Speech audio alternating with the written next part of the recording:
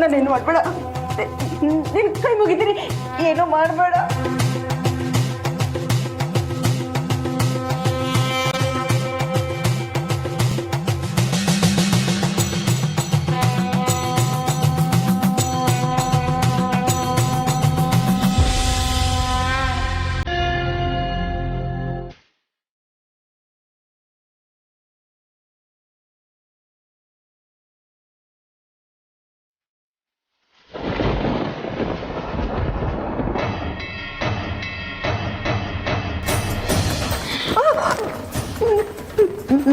ನನ್ನೇನು ಮಾಡಬೇಡ, ನನ್ನೇನು ಮಾಡಬೇಡ, ನನ್ನೇನು ಮಾಡಬೇಡ, ನನ್ನೇನು ಮಾಡಬೇಡ, ನನ್ನೇನು ಮಾಡಬೇಡ, ನನ್ನೇನು ಮಾಡಬೇಡ.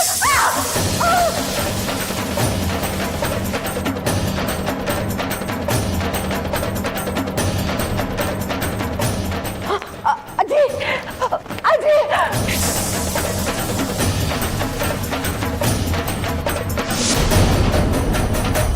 ಈಗಲೇ ಅವಳ ಶಕ್ತಿಯನ್ನ ಕುಗ್ಗಿಸಬೇಕು. ಇಲ್ಲ ಅಂದ್ರೆ ಅವಳು ನನ್ನ ಹಿಡ್ತಕ್ಕೆ ಸಿಗೋದಿಲ್ಲ. ಜೈ ಮಹಾಕಾಲ.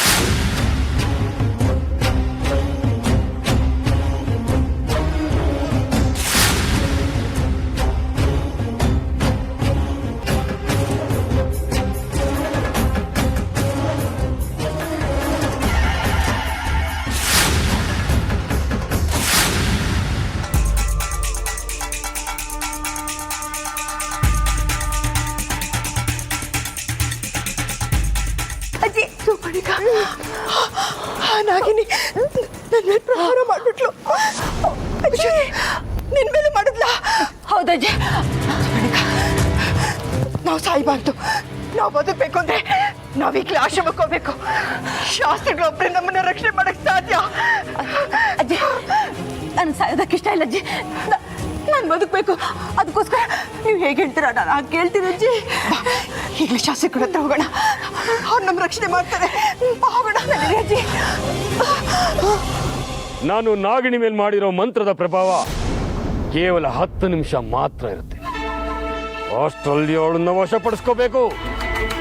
ಆಗ ಅವಳು ಜೀವನ ಪರ್ಯಂತ ನನ್ನಿಂದ ತಪ್ಪಿಸ್ಕೊಳ್ಳೋದಕ್ಕೆ ಸಾಧ್ಯನೇ ಇಲ್ಲ. ಜೈ ಮಹಾಕಾಲ.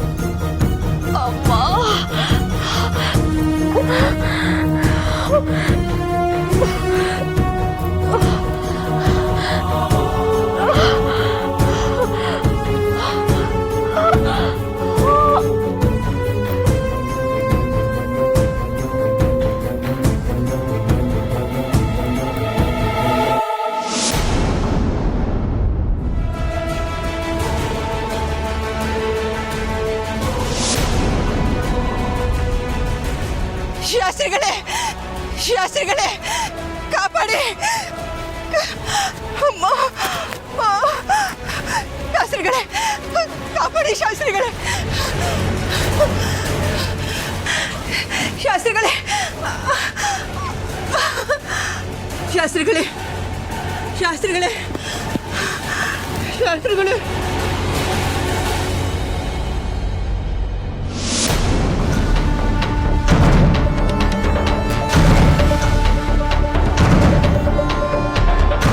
ದಯವಿಟ್ಟು ಕಾಪಾಡಿ ಶಾಸ್ತ್ರಿಗಳೇ. ಏನಿದು? ಶಾಸ್ತ್ರಿಗಳೇ, ಆ ನಾಗಿನಿ ನಿನ್ ಮೇಲೆ ಪ್ರಹಾರ ಮಾಡಿದ್ದಾಳೆ.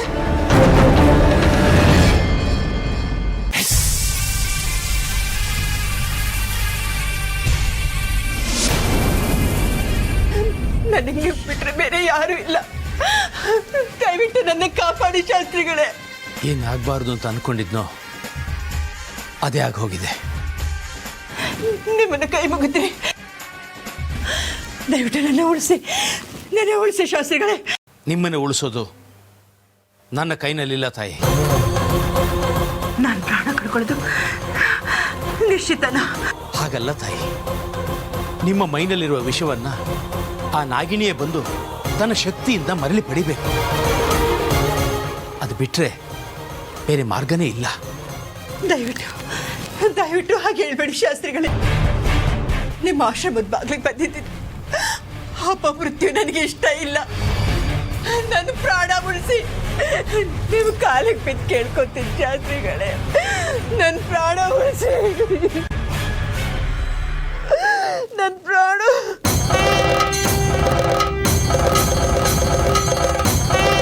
ಮೊದಲು ಇವ್ರನ್ನ ಆಶ್ರಮದ ಒಳಗೆ ಕರ್ಕೊಂಡು ಹೋಗ್ಬೇಕು. ಮೊದಲು ಇವರಿಬ್ಬರನ್ನ ಆಶ್ರಮದ ಒಳಗೆ ಕರ್ಕೊಂಬನ್ನಿ.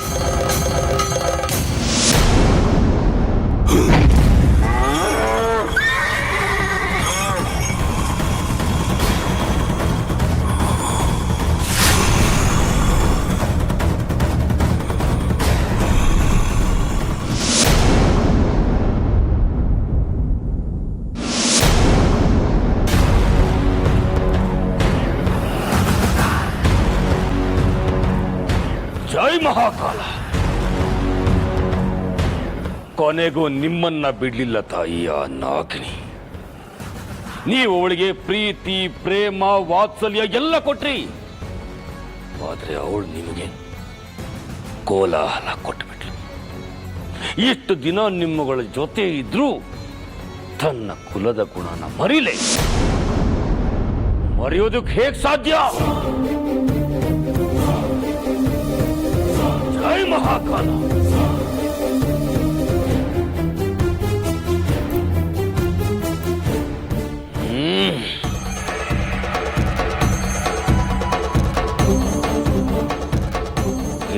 ಇವತ್ತು ನಿನ್ನ ಬಿಡಲ್ಲ.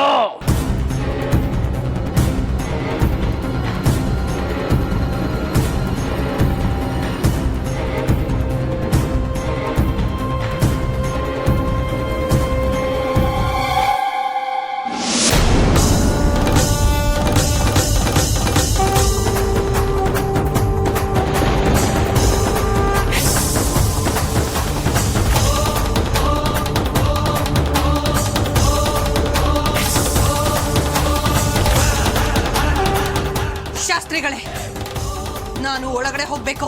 ಅದು ಮಾತ್ರ ಅಸಾಧ್ಯದ ಮಾತು. ಅಧರ್ಮಿಗಳನ್ನ, ಪಾಪಿಗಳನ್ನ ಕಾಪಾಡೋದಕ್ಕೆ ನಿಂತಿದ್ದೀರಲ್ಲ, ನೀವು ಸಾತ್ವಿಕರ? ನಾನು ಸಾತ್ವಿಕನೋ ಅಲ್ವೋ ಅನ್ನೋದನ್ನ ನೀನೇ ನಿರ್ಧಾರ ಮಾಡಬೇಕು. ಅಷ್ಟು ಸಮಯ ನನ್ನಲ್ಲಿಲ್ಲ. ಮೊದಲು ನಾನು ಸೌಪರ್ಣಿಕನ, ತ್ರಿವೇಣಿನ ಬಲಿ ತಗೋಬೇಕು. ಹಾಗೆ ಮಾಡಿದ್ರೆ ನಿನ್ನ ಸಮಾಧಿಯನ್ನ ನೀನೇ ಸೃಷ್ಟಿ ಮಾಡಿಕೊಂಡ ಹಾಗೆ. ಅಸಂಬದ್ಧವಾದ ಮಾತುಗಳನ್ನ ಆಡಿ ನನ್ನಿಂದ ಅವ್ರುಗಳನ್ನ ಉಳಿಸೋ ಪ್ರಯತ್ನ ಮಾಡಬೇಡಿ. ನಾಗಮಣಿನ ನಮ್ಮ ಲೋಕದಿಂದ ದೂರ ಮಾಡಿದ ವಂಶದವರನ್ನ ನಾನು ನಿರ್ವಂಶ ಮಾಡ್ತೀನಿ. ತ್ರಿವೇಣಿ ಮೇಲೆ ಪ್ರಹಾರ ಮಾಡಿ ಯಮಪುರಿಗೆ ಕಳಿಸ್ತೀನಿ. ಆ ವಿಷ್ಣುನ, ರುದ್ರನ ಆಹುತಿ ತಗೋತೀನಿ. ಅರ್ಜುನ ಕೂಡ ಅದೇ ವಂಶದವನು ಅನ್ನೋದು ಸದಾ ನೆನಪಿರಲಿ. ಇರಬಹುದು, ಆದ್ರೆ ಅವರು ನಿಷ್ಪಾಪಿಗಳು. ಇರಬಹುದು. ಅದಕ್ಕೂ ಮೊದಲು ನಾನು ಹೇಳೋ ಮಾತನ್ನ ಕಿವಿಗೊಟ್ಟು ಕೇಳು. ಇವತ್ತು ಆಶ್ಲೇಷ ಕೃಷ್ಣಾಷ್ಟಮಿ. ಈ ಸಮಯದಲ್ಲಿ ಭೂಲೋಕದ ಸಂಪರ್ಕದಲ್ಲಿರುವಂಥ ಎಲ್ಲ ನಾಗಗಳು ಹೆಚ್ಚು ಆವೇಶ, ರೋಷ, ಸೇಡ್ನಿಂದ ಕೂಡಿರ್ತಾವೆ. ನಿನ್ನ ಸ್ಥಿತಿಯು ಅದೇ ಆಗಿದೆ. ಈ ಸಂದರ್ಭದಲ್ಲಿ ಯಾರ ಮೇಲೆಲ್ಲ ನೀನು ಪ್ರಹಾರ ಮಾಡ್ತೀಯೋ ಅವರೆಲ್ಲ ನಾಗಗಳಾಗಿ ಪರಿವರ್ತನೆ ಆಗ್ತಾರೆ. ನೀನು ಪ್ರತಿಯೊಂದು ಪ್ರಹಾರದಿಂದ ನಿನ್ನ ಶಕ್ತಿಯನ್ನು ಕಳ್ಕೊಳ್ತಾ ಬರ್ತೀಯ. ಕಡೆಗೆ ಈ ಭೂಲೋಕದ ಸಾಮಾನ್ಯ ಮನುಷ್ಯಳಾಗಿ ಶಾಶ್ವತವಾಗಿ ಇಲ್ಲೇ ಉಳಿಬೇಕಾಗತ್ತೆ. ಈ ಆಶ್ಲೇಷ ಕೃಷ್ಣಾಷ್ಟಮಿ ಅಸ್ತಮಿಸುವವರೆಗೂ ಜಾಗ್ರತೆಯಿಂದ ಕಾಯಿ. ಆಗ ನೀನು ನಿನ್ನ ಸಹಜ ಸ್ಥಿತಿಗೆ ಮರಳ್ತೀಯ. ಅಲ್ಲಿಯವರೆಗೂ ನೀನು ನಿನ್ನ ಸಂಯಮವನ್ನು ಕಾಪಾಡ್ಕೊ ಅಮೃತ. ಸೇಡಿನ ಜ್ವಾಲೆ ಸುಡ್ತಾ ಇದೆ. ನೀವು ಸಂಯಮದ ಮಾತಾಡ್ತಾ ಇದ್ದೀರಾ? ನನಗೆ ಸಂಯಮ, ಶಾಂತಿ, ಸಮಾಧಾನ ಸಿಗೋದು ಆ ತ್ರಿವೇಣಿ ಮತ್ತೆ ಸೌಪರ್ಣಿಕನ ಆಹುತಿ ತಗೊಂಡ್ಮೇಲೇನೆ. ನಾನು ಅದಕ್ಕೆ ಅವಕಾಶ ಕೊಡೋದಿಲ್ಲ. ನಿಮ್ಮ ಈ ಉದ್ದಟತನ ನಿಮ್ಮನ್ನು ಆಹುತಿ ತಗೋಬಹುದು. ಅಧೈರ್ಯನ, ಅಧರ್ಮವನ್ನ ಮೆಟ್ಟಿ ನಿಂತವನ್ ನಾನು. ಇನ್ನು ನಿನ್ನ ಭಯಕ್ಕೆ ಬಲಿಯಾಗ್ತೀನಿ ಅಂತ ತಿಳ್ಕೋಬೇಡ. ಇನ್ನು ನಿಮಗ್ ಬಿಟ್ಟಿದ್ದು ಅನುಭವಿಸಿ.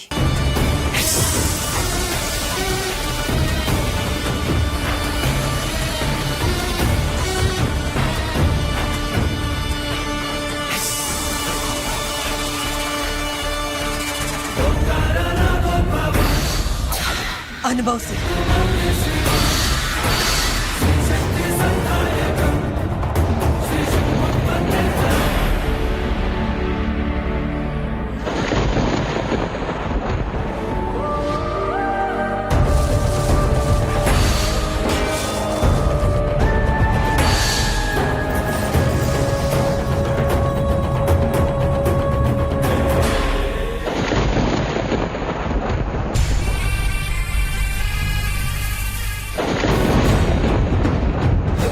ಈ ಆಶ್ಲೇಷ ಕೃಷ್ಣಾಷ್ಟಮಿ ಕೊನೆ ಆಗೋದಕ್ಕೆ ಕೆಲವು ಗಂಟೆಗಳು ಬಾಕಿ ಇವೆ. ಅಷ್ಟರಲ್ಲಿಯೋ ನಾಗಿನಿಂದ ನಾನು ವಶಪಡಿಸ್ಕೋಬೇಕು. ಜೈ ಮಹಾಕಾಲ.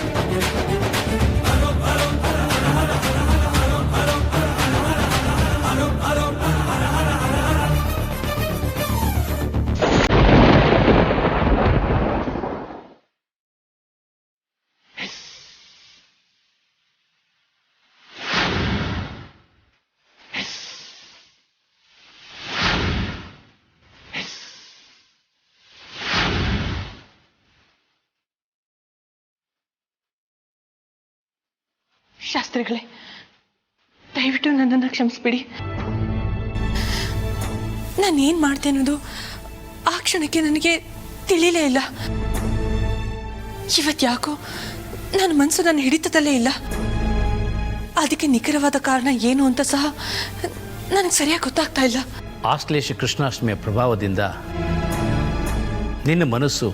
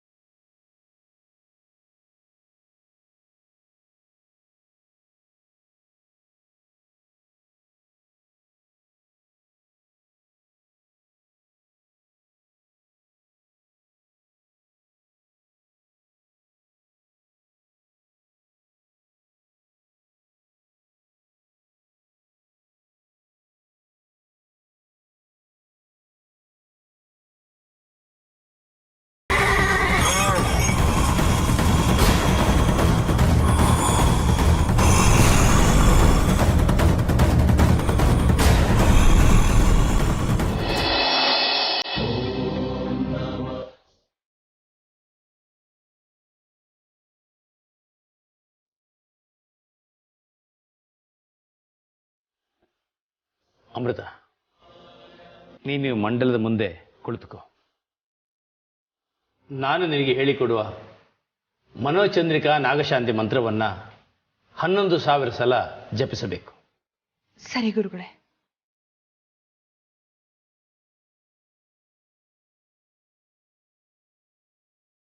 ಅಮೃತ, ಮೊದಲೇ ನಿನ್ನ ಮನಸ್ಸು ಅತಂತ್ರ ಸ್ಥಿತಿಯಲ್ಲಿದೆ. ನೀನು ಈ ಮಂತ್ರವನ್ನು ಜಪಿಸೋದಕ್ಕೆ ಶುರು ಮಾಡಿದ ತಕ್ಷಣ ನಿನ್ನ ಮನಸ್ಸು ಇನ್ನಷ್ಟು ಅಲ್ಲೋಲ ಕಲ್ಲೋಲವಾಗುತ್ತೆ. ವಿಚಿತ್ರ ರೀತಿಯಲ್ಲಿ ತಳಮಳಿಸುತ್ತೆ. ವಿನಾಕಾರಣ ಚಂಚಲಗೊಳ್ಳುತ್ತೆ. ನೀನು ಈ ಎಲ್ಲ ಸ್ಥಿತಿಗಳನ್ನು ಮೆಂಟಿ ನಿಂತು ನಾನು ಹೇಳಿಕೊಡೋ ಮನೋಚಂದ್ರಿಕಾ ನಾಗಶಾಂತಿ ಮಂತ್ರವನ್ನು ಏಕಾಗ್ರತೆಯಿಂದ ಜಪಿಸಿದರೆ ಮಾತ್ರ ನಿನ್ನ ಮನಸ್ಸಿನ ಮೇಲೆ ಅದು ಪರಿಣಾಮ ಬೀರುತ್ತೆ. ನಿನ್ನ ಮನಸ್ಸು ಶಾಂತ ಸ್ಥಿತಿಗೆ ಬರುತ್ತೆ. ಸರಿ ಶಾಸ್ತ್ರಿಗಳೇ, ನಾನು ಎಂಥದೇ ಸಮಯದಲ್ಲೂ ನನ್ನ ಮನಸ್ಸನ್ನು ವಿಚಲಿತಗೊಳಿಸ್ಕೊಳ್ಳೋದಿಲ್ಲ. ನನ್ನ ಮನಸ್ಸನ್ನು ಶಿವನ ಪಾದದಲ್ಲಿ ಏಕಾಗ್ರತೆಯಿಂದ ನಿಲ್ಲಿಸಿ ನೀವು ಹೇಳ್ಕೊಡೋ ಮಂತ್ರನ ಜಪಿಸ್ತೀನಿ ಗುರುಗಳೇ. ನಿನ್ನ ಶ್ರದ್ಧೆ ನಿನ್ನ